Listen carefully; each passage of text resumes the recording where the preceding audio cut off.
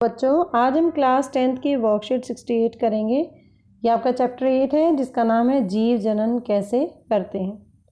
यहाँ पर जीव मनुष्य की बात हो रही है, तो यहाँ पे मनुष्य के अंदर मादा और नर प्रजनन तंत्र की बात करेंगे। तो पुरुष प्रजनन तंत्र क्या है, उसका स्ट्रक्चर क्या है। ये स्ट्रक्चर है कि जो नर प्रजनन प्रणाली है उसमें कुछ अंग जनन कोशिकाओं के उत्पादन में शामिल होते हैं, कुछ अन्य जो जनन कोशिकाओं के निषेचन के स्थान पर पहुंच जाते हैं। जैसे जो जनन कोशिकाएं होती हैं, जो शुक्राणु होते हैं, उनका निर्माण वृषण जोड़ी में होता है। यहाँ पर ये वृषण लिखा हुआ है, ये वृषण होता है, यहाँ पे शुक्राणु बनता है जो उदर गुहा के बाहर एक पेशीय संरचना में स्थित होते हैं, जिसे अंडकोश भी, ये अंडकोश है, इसकी थैली, अंडकोश की थैली इसके साथ अटैच होती है। और शुक्राणु के निर्माण के लिए शरीर का सामान्य तापमान की तुलना में वहाँ जो ये वृषण है इसका तापमान 2 से 3 सेल्सियस कम तापमान की आवश्यकता होती है, तभी ये शुक्राणु वहाँ पे डेवलप होता है।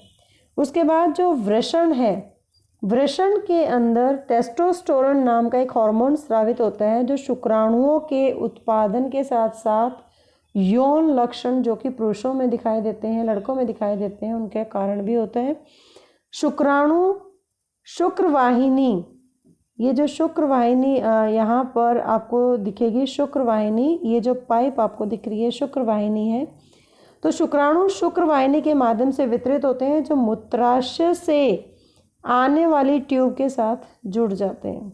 मूत्राशय से जो आ रही है ट्यूब, और ये 3 ग्रंथियाँ होती हैं। एक होती है वीर्यपुटिका, ये ग्रंथि है वीर्यपुटिका, और साथ में शुक्राशय जिसको कहते हैं प्रोस्टेट, और कऊपर से स्राव प्राप्त होते हैं जो शुक्राणुओं की गति को आसान बनाने में मदद करता है, उन्हें पोषण भी प्रदान करता है। इसके साथ साथ इनके भीतर केवल डीएनए के पैकेज की गुंजाइश होती है, और प्रत्येक शुक्राणु की एक पूंछ होती है जो उसे तैरने में मदद करती है, और एक ग्रीवा क्षेत्र जिससे माइटोकॉन्ड्रिया होते हैं जो तैरने के लिए ऊर्जा प्रदान करते हैं। शुक्राणुओं के साथ इस दर को वीर्य भी कहा जाता है। उसके बाद मूत्र मार्ग है, वो शुक्राणु और मूत्र दोनों के लिए सामान्य मार्ग होते हैं, और प्रत्येक वृषण प्रतिदिन लाखों शुक्राणुओं का उत्पादन कर सकता है। तो ये तो था नर जनन तंत्र।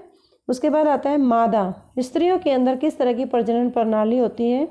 तो मादा जनन कोशिकाएं अंडे कुछ हार्मोन जैसे एस्ट्रोजन और प्रोजेस्टेरोन के साथ अंडाशय, मादा की 2 ओवरीज होती हैं, 2 अंडाशय होते हैं लेफ्ट और राइट, उसमें उत्पन्न होते हैं। जब एक मादा का एक बच्चे का जन्म होता है तो अंडाशय में पहले से ही लगभग 1 लाख इमेच्योर अंडे होते हैं, उसमें अपरिपक्व अंडे होते हैं, जिनमें से लगभग 20,000 यौवन तक पहुंचने से पहले ही नष्ट हो जाते हैं।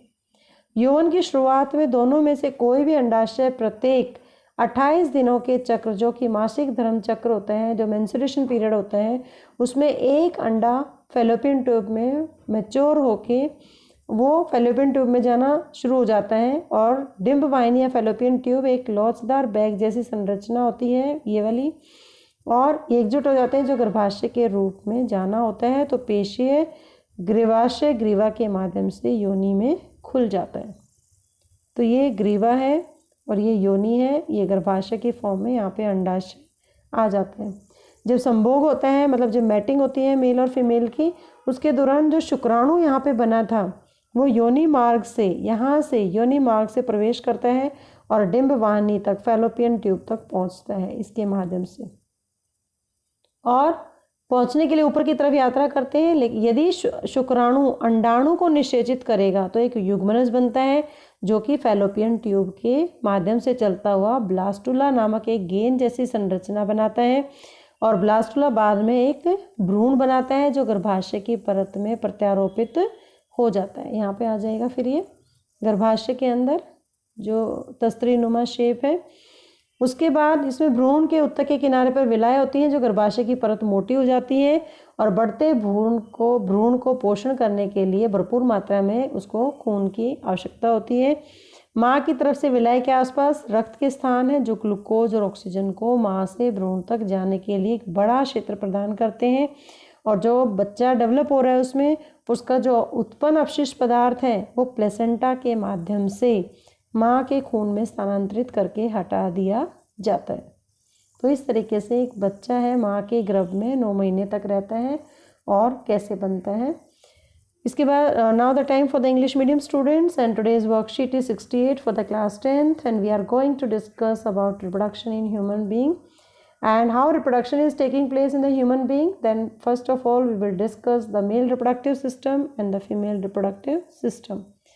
You know, in the male reproductive system consists of some organs involved in the production of germ cells and some other deliver the germ cells to the site of fertilization.